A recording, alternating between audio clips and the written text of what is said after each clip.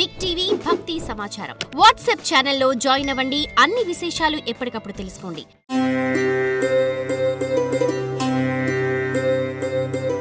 గురుగారు, కర్కాటక రాశి వారికి ఈ సంవత్సరంలో శని ప్రభావం ఎంత మేరకు అనుకూలంగా ఉంది, ఏ విధంగా ప్రతికూలతలు ఎదురయ్యే అవకాశాలు ఉన్నాయి?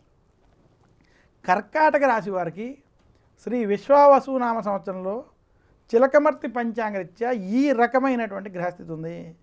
కర్కాటక రాశి వారికి శని సంవత్సరం భాగ్యస్థానంలో సంచరించడం, కర్కాటక రాశి వారికి బృహస్పతి వ్యయస్థానంలో సంచరించడం, కర్కాటక రాశి వారికి వాక్ స్థానంలో కేతు అష్టమ రాహు సంచారం చేత కర్కాటక రాశి వారికి ఈ సంవత్సరం మధ్యస్థ నుండి కొంత చెడు ఫలితాలు ఉన్నాయి.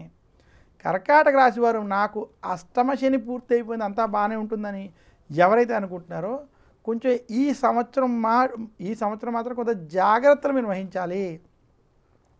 అష్టమ శని సమాప్తం అయిపోయినప్పటికీ, శని భాగ్యస్థానంలో ఉన్నప్పటికీ బృహస్పతి ఖర్చుల స్థానంలో ఉండడం, అలాగే వాక్ స్థానంలో కేతు ప్రభావం చేత కర్కాటక రాశి వారు గొడవలకి దూరంగా ఉండాలి, ఆవేశపూరిత నిర్ణయాలకు దూరంగా ఉండాలి. కర్కాటక రాశి వారు ఏ విషయము కూడా ఆవేశంగా కోపంగా నిర్ణయాలు తీసుకోకూడదని సూచిస్తున్నాను. ఇక కర్కాటక రాశి వారికి ఈ సంవత్సరం ఆరోగ్య విషయాల్లో, కుటుంబానికి సంబంధించినటువంటి ఆరోగ్య వ్యవహారాల విషయాల్లో ఖచ్చితమైన జాగ్రత్తలు వహించాలి. కుటుంబంలో ఏదో ఒక ఆరోగ్య సమస్య లేదా మీ ఆరోగ్య విషయంలో సమస్యలు ఇంకొంచెం ఇబ్బంది పెట్టేటువంటి స్థితి ఉంది. దానికోసం ధనాన్ని ఖర్చు చేసేటువంటి స్థితి కనబడుతుంది. ఇక కర్కాటక రాశి విశేషంగా ఉద్యోగస్తులకి ఉద్యోగంలో కొంత ఒత్తిళ్ళు అధికంగా ఉంటాయి, అప్పులు కూడా చేసేటువంటి పరిస్థితి ఏర్పడవచ్చు. కర్కాటక రాశి వ్యాపారస్తులకి ఇది మధ్యస్థ సమయం, వ్యాపారపరంగా ఆశించిన స్థాయి లాభం రాలేనటువంటి స్థితి ఉంటుంది, ఖర్చులు అధికంగా అయ్యేటువంటి స్థితి ఉంది. కర్కాటక రాశి రైతాంగం, సినీ రంగం, మీడియా రంగంలో ఉన్నటువంటి వారికి ఈ సంవత్సరం అంత అనుకూలంగా లేదు, మధ్యస్థ ఫలితాలు మాత్రం ఉన్నాయి.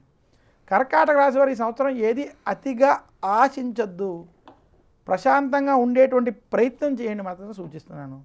కర్కాటక రాశి స్త్రీలు మాత్రం కుటుంబ వ్యవహారాల్లో ఆచితూచి వ్యవహరించండి. కర్కాటక రాశి విద్యార్థులకి ఇది మధ్యస్థ సమయం. మొత్తం మీద శ్రీ విశ్వావసునామ సంవత్సరం కర్కాటక రాశి వారికి మధ్యస్థ ఫలితాలు ఉన్నాయని సూచిస్తూ, మరింత శుభ ఫలితాలు మీరు పొందాలి అనుకుంటే దత్తాత్రేయుడిని గురువారం రోజు పూజించడం, మౌనం వ్యాఖ్యానం అనేటువంటి దక్షిణామూర్తి యొక్క స్తోత్రాన్ని పారాయణం చేసుకోవడం, అలాగే కర్కాటక రాశి వారు సోమవారం రోజు శివాలయంలో అభిషేకం వంటివి చేసుకోవడం, నవగ్రహ పీడాహార స్తోత్రం వంటి స్తోత్రాలను పఠించుకోవడం చేత మరింత శుభ ఫలితాలు పొందుతారు. ఏదైనా కర్కాటక రాశి వారికి సంవత్సరం గొడవలు అధికంగా అయితే మాత్రం మంగళవారం రోజు విఘ్నేశ్వరుని, సుబ్రహ్మణ్యేశ్వర స్వామిని పూజించని మాత్రం సూచిస్తున్నాను. For more videos like this, subscribe Big TV channel.